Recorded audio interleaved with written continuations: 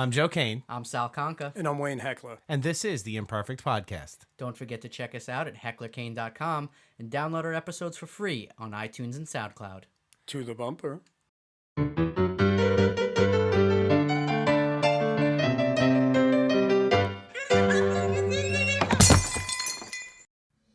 Today on the Imperfect Podcast, we're talking to actor and comedian Christian Frazier.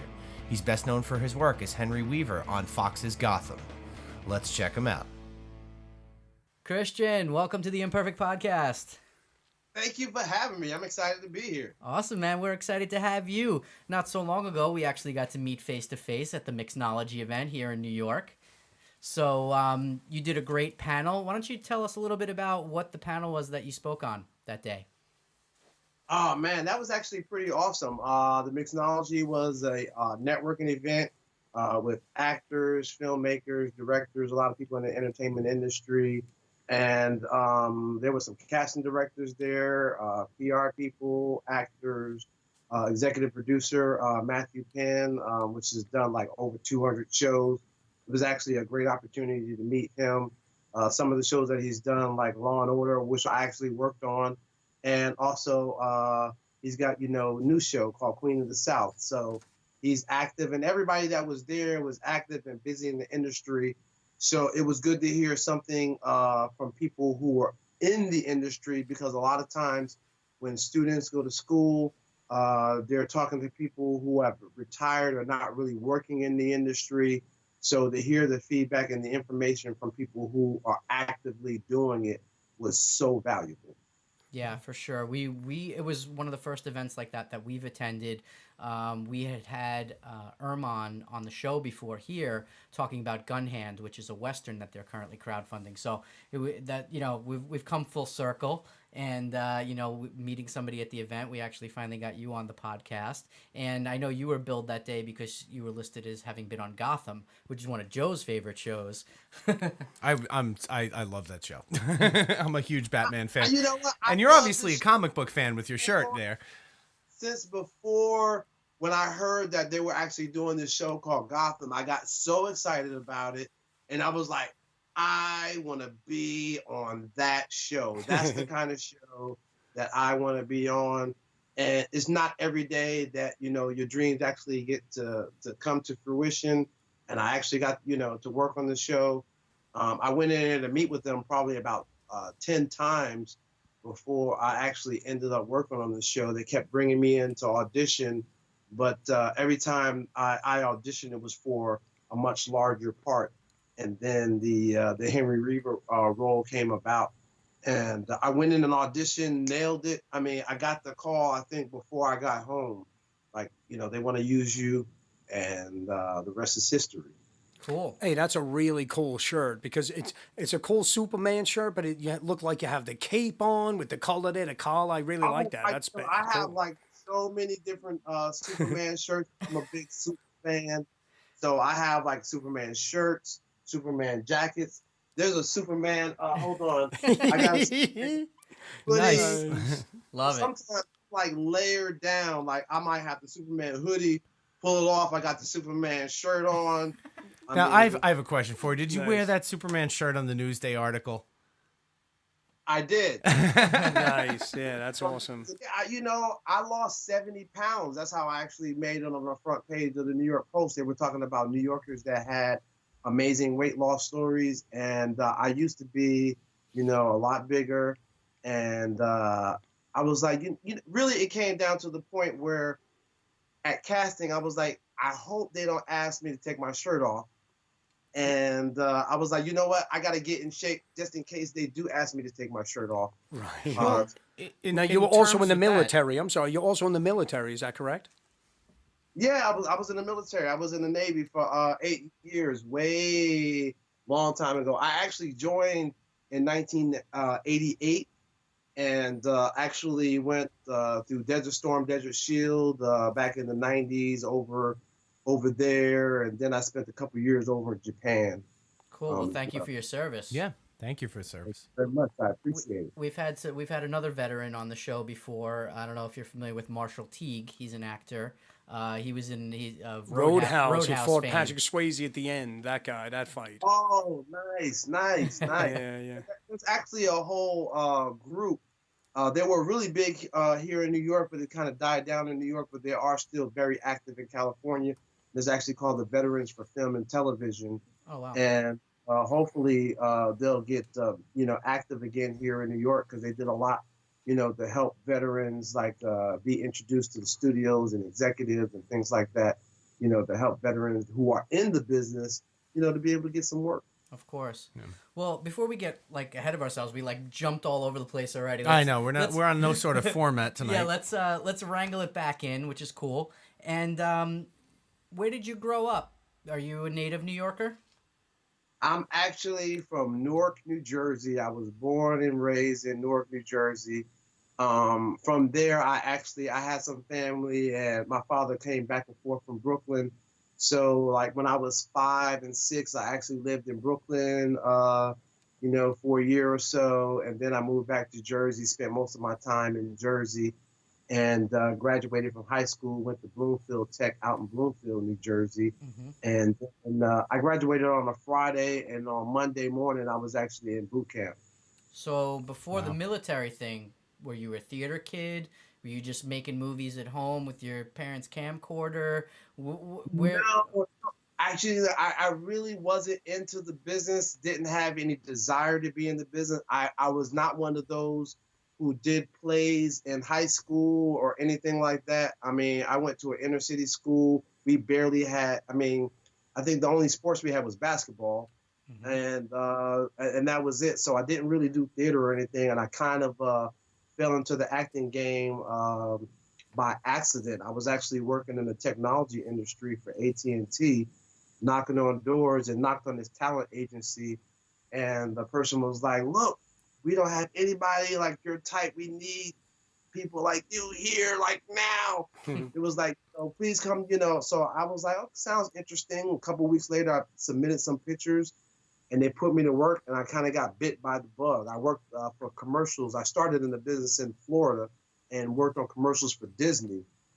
And actually seeing the whole process put together, I was very intrigued. And then I started to pursue work on my own and I worked on a movie, Out of Time, with Denzel Washington. First movie I ever worked on. And I got to meet Dean Cain, being a big Superman fan. Nice. Dean Cain, right? So I was all excited. And then, of course, Denzel Washington. And then it was one of those funny situations where it was in a remote location in Sarasota, Florida, and they didn't have catering. So catering was at a restaurant overlooking the ocean, and it was like steak and lobsters. And I thought that this is how you always ate on movies. And I was like, I'm done. This is it. No, I've been on a lot of movie sets. I've never seen steak and lobsters on the craft table. Sorry about craft that. services, baby. I've never seen it since. No, I'm just kidding. That's great. That's awesome. Now, when did you went to the Stella Adler School of Acting. When did you do that? Actually, when I moved back to New York, I decided, like I said, I wanted to pursue acting a little bit more and decided to move back to New York and learn a little bit more. So I started attending seminars and everything. And I started looking at, some of the top acting schools in New York. And Stella Adler is always at the top, listed as one of, the top 4 or 5 schools in the country. So that's what I wanted to do. I wanted to go to a school that had some name and had some weight when you're talking to somebody. And I really enjoyed, the classes and everything that I learned there. And it was still really good, even after being in the industry for a while. I still feel like I really learned a lot. No. Nice. Still holds up. Excellent.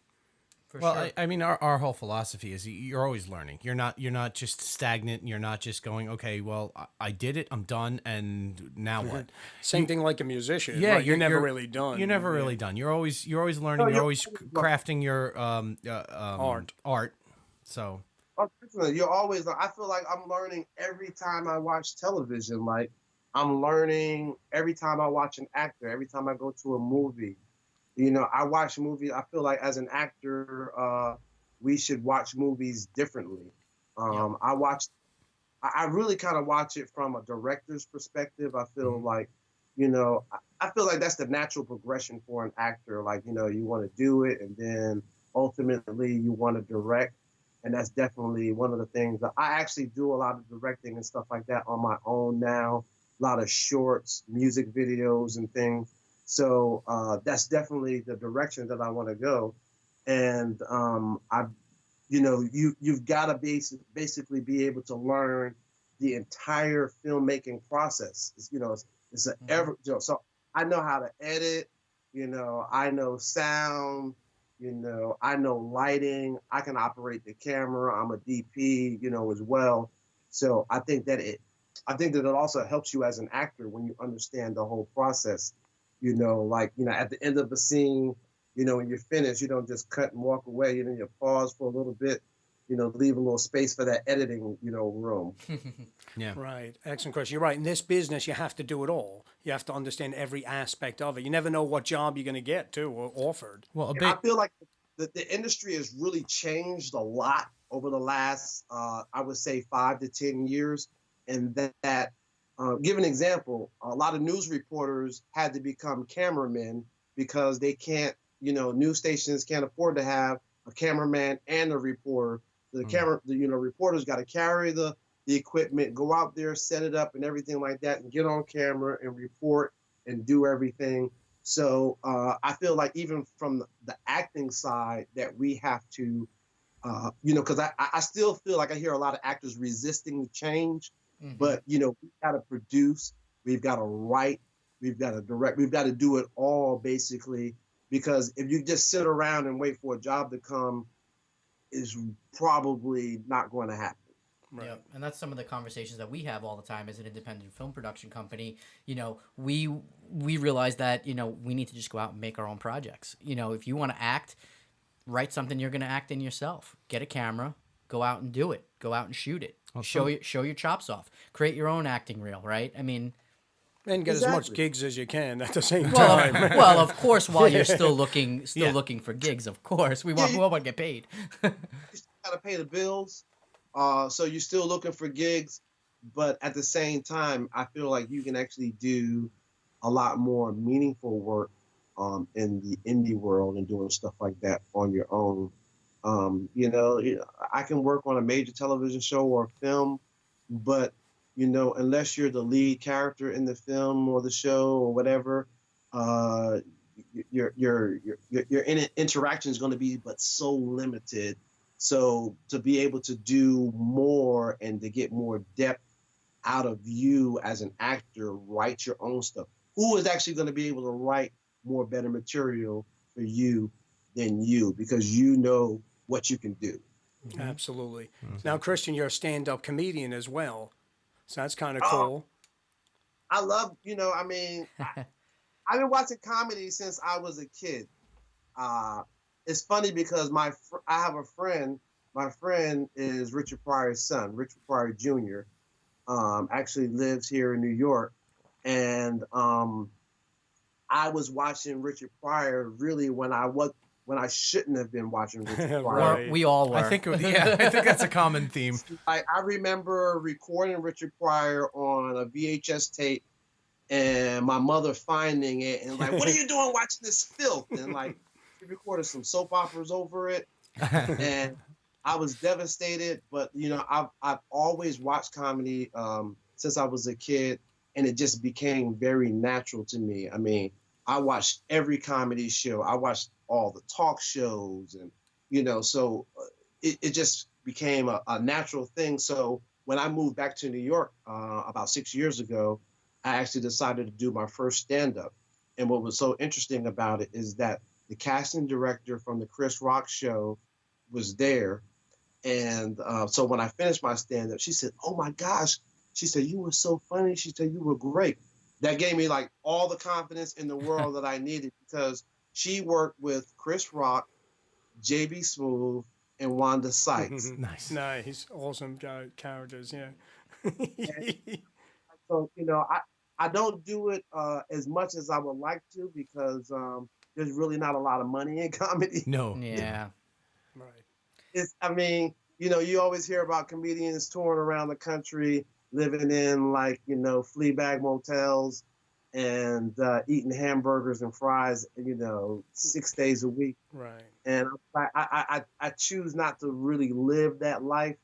I actually do a lot of comedy on my own, really with groups of friends on the weekend and just like make everybody laugh. And to me, it kind of fulfills my passion until I can actually do some more comedic projects. Sure. Yeah. I mean, and the good news is you're in New York City. If you really wanted to, you go down to the Improv and probably get a set or do Gotham an or open something. mic nights and things like that Yeah, anytime you want to do that, right? Around open mics, but the thing that I found with a lot of open mics is that it's a bunch of other comedians there watching you, and sometimes it depends on their comedy. Like they might not even be into your comedy At all. So you're standing there, and you could be really killing it, but they're standing up there, give you a poker face, and they're just looking at you, or they're writing down their jokes and they're stealing it. Yeah, that's right. That's what I was gonna say. Exactly. I did a little bit of stand up myself, and I opened for DL Hughley at Gotham many years ago. Oh my gosh! And DL looked at me and he's like, "Oh, that was great stuff." He goes, "You'll never make it on that, but it was good stuff." Really? Wow. Yeah, like it was a backhanded compliment. I'm going, okay, well. Well, he's trying to challenge you to do your very best. Yeah, And, exactly. yeah. Exactly. So I actually did a comedy show about a year ago called Black Don't Crack, and it's kind of like my slogan because people look at me. People don't look at me and they don't know that I'm a grandfather of 3, father of 4, and so they're like, wow, you still look really young. And I always tell them, black don't crack unless you smoke it. Nice. So my comedy stick is actually basically doing jokes about being in your 40s, like not looking like you're in your 40s, but still feeling like you're in your 40s. Yeah. Like I may not look like it, but I still feel like it. Trust me. Yeah. Like you. 40-year-old medical problems and issues that happen when you become 40 plus. Like having diabetes and having sex, for instance. Thank you, Wayne. Somebody watched his stand up. Yeah, that was awesome. I was loving it. Yeah, that's some good. Check this guy's stand-up out. It's funny stuff. Yeah. Yes, if you want to know all about diabetes and sex, check out Christian Frazier. He's the right one to see. About diabetes and sex, then go to my website. Tell you all about it. Something to be proud of. That's so damn I might funny. start doing some instructional videos. Hey, something I want to ask you, the broke ass game show, right? That scene that you were singing out "Deck the Halls" to scare people. Was that to me, that couldn't have been just random, right? They had to pick you out and say, hey, we're gonna do this. How does that work? Is it like The Price is Right when like Brad Pitt is really on it and he's just a contestant at the time? Is that what they were doing? It's kind of like that. It is kind of like that. It's kind of random but not random. Okay. And the people that I was actually running up to singing to, I did not know them, never seen them before or anything like that. Yeah. And actually, there's an extended clip, like you saw the short clip, but there's an extended clip actually on this show where I swear like this dude wanted to like knock my lights out. I bet. That's gotta be a scary thing. And Yeah. you're an actor and you go and you do a part of like where you're interacting with people who don't know, unbeknownst to them, and you always have that like. There's always that thing that they could possibly turn around and deck you. Oh, well, the one guy Like- did push your stomach a little. You could see, even on a short version. I'm He not like, really yeah. that scared. Superman. Nice. See? Yeah, you For can't all mess with this. For everybody listening, Just let the guy sing "Deck the Halls." Just leave him alone, man. Sorry. Yeah, for anybody afraid of listening, that. he's flexing his muscles. Christian's got some guns in case you're not watching the YouTube segment. So I wasn't afraid of that at all. I hear you. Nice. Look at that. There you go. All right. Yeah. One more time. And so, I'm on- so in terms of being a working actor, we have a lot of indie film folks that listen to the show and things like that. What is day to day like for a working actor? Like, what's getting up in the morning like? What's your daily routine, right? If you're not on set every day, what's it like? What's the gig like? My day is mostly like crying and depressed. No, Get out of the business now. Let's get real. Every day, in the actor world, every day at the end of the day, whether you're working or not, you're unemployed at the end of the day, every day. Right. So you're always looking for a job, and I feel like looking for a job is a full-time job. So it's not really about sleeping in late, till 12 o'clock or whatever. I feel like you got to get up early every morning. You actually have to have a life outside of acting. I feel like so many actors get consumed in the industry. And what happens, the reality is, it doesn't really matter how good you are, how good you look. You are just not going to work on a consistent basis all the time, because there's so many different reasons why they don't hire you. You may be too tall for the other actor, or maybe your presence just kind of like outstages the other actor when they're the lead in the series or the movie, whatever it is. It's just so many different reasons why you're not hired. So you have to actually have, I feel like if you have a life outside of acting, if you build something that you can, kind of like focus on outside of acting, then it really kind of helps you to give you balance with acting. And then also, I feel as an actor, like if you're only in acting and this is your entire life and this is all that you do and everything like that, you don't even have any hobbies or anything like that. And if you're not working on a regular basis, when you go in for that job, you're going to be desperate. You really are. You're going to be like, I need this job. Mm-hmm. And you know what? That desperation is really going to come across in your performance. And it's not going to be, right, unless it's a desperate role or something like that. But again, not 90% of the time is not really going to be your best performance. So, being able to take that rejection is a lot easier when you have something else that you can fall back on. And you're like, because like for me, I go and I do my audition and I'm like, I'm out, I'm done, peace, I'm done with it. You That's got other it. stuff to get to. I know that I'm not sitting around waiting by the telephone, waiting for them to call me, because I know that the reality is that I might get there might be a major star going for the same role. Mm-hmm. And if that star's got more clout and more credibility, then they're naturally going to give it to that person, because at the end of the day, it's a business, and it's all about getting more eyeballs on the screens on television and more ticket sales in the theaters. Sure. Absolutely, sure. And so you've got almost 30 acting credits to your name. We know Gotham was huge. Is that the role that stands out to you most as your pride and joy, or do you have some other roles that were really, kick ass for you? I think definitely Gotham's that role, the Henry Weaver role, stands out a lot to me, and I would really love to be able to go back and expand on that role. I mean, Henry Weaver didn't die, which is a good thing. So it's always kind of like up in the air what the writers want to do. From day to day, the writers don't know what they want to do sometimes. Yeah, sure. In the industry, I mean, they are writing on the fly.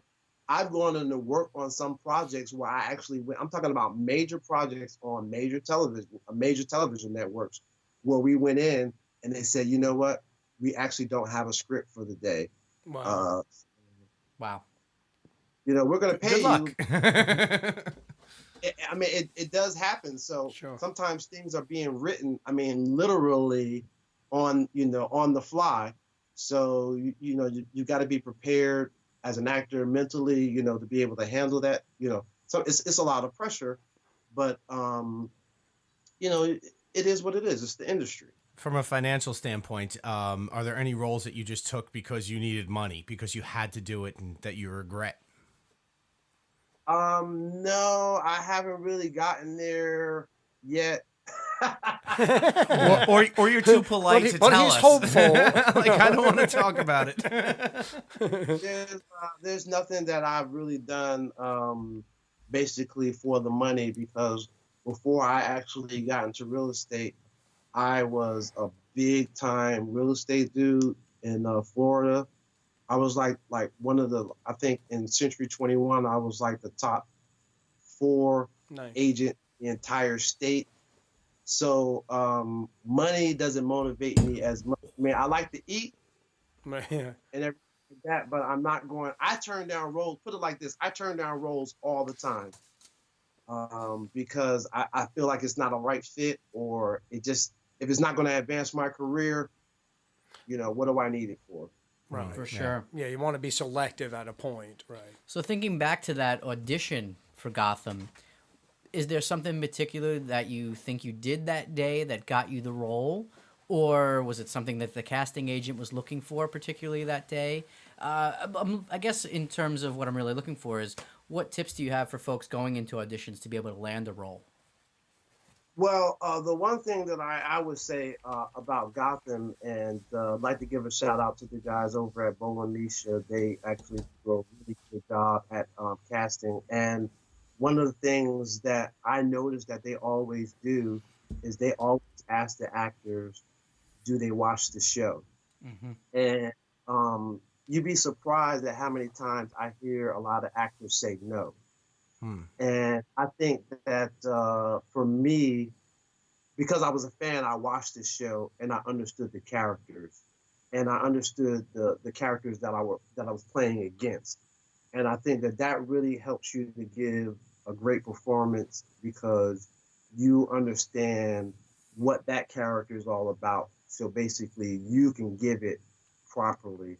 And I think that's what helps you basically to get cast, in any roles or any show. Doing your research, researching the show, watch the show, understand the pacing, researching the directors, the producers, everybody that's involved in the show, to kind of understand their styling and everything, so that you can bring it, what they're looking for. You already know what they're looking for when you come in the door, so it just makes their job a lot easier to cast you.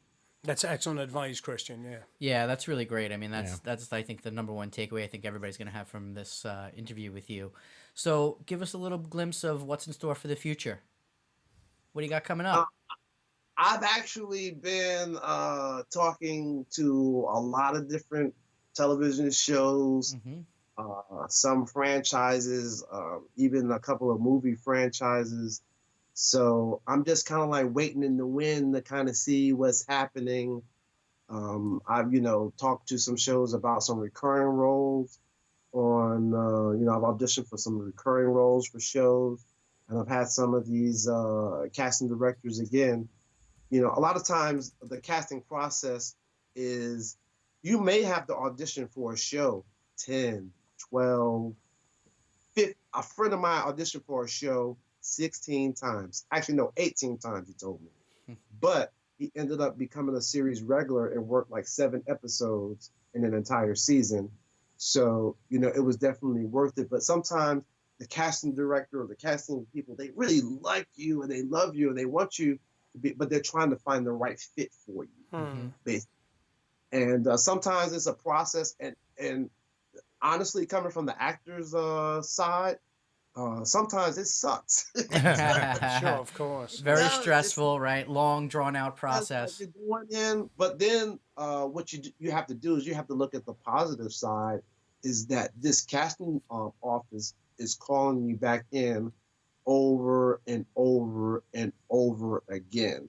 So you have to look at it like they're getting submissions. When they put a casting notice out there, they're getting probably about 8 to 10,000 submissions per casting notice, and then they've got to narrow it down to the people that they can bring in the office. So the fact that you actually made it to that point to go into the office and they're calling you in over and over again really says something about you as a performer, that they see something in you that they like, but not necessarily the perfect fit. Sometimes it may even take a season or 2 before you actually get cast on the show. True. Sure. And you may not have been the role you originally went into audition for. Oh, definitely not. Right. I mean, right. It's like, by that point, it could be a different show. Yeah. That happens as well. Yeah. Exactly. Well, Christian, really appreciate you taking the time today with us and hanging out with us on a Friday night. I'm sure you have a lot of, things you could be doing, like watching stand-up comedy or, hanging out. So Oh man, I'll probably get ready to go to bed in 5 minutes. No, there I'm you just- go. So why don't you give people a quick glimpse Wait, of... can I ask one more question first? You bet, are Wayne. Thank you. Do you wear underoos to bed as well? What are your pajamas like? He's wearing a Superman shirt. Do you have like the Superman underwear too? Of course I do. I gotta rock my underoos. Oh my God. He's hanging with his 4 grandkids with the underoos. We and, don't know where he came from. He's sitting at that end of the table. He's just, he's his own entity. So, Christian, why don't you give everybody your Twitter, Instagram, website, wherever you want people to find you? Actually, I'm gonna make it easy. If you go to my website, Christian Frazier, FRAZIER.com, you'll be able to get to my Twitter, my YouTube, my Instagram. You can find videos and all of that type of stuff up there. You can find some of my Cooking with Chris video up there. And I actually have a podcast that I was doing for a little bit called Nerd Alert.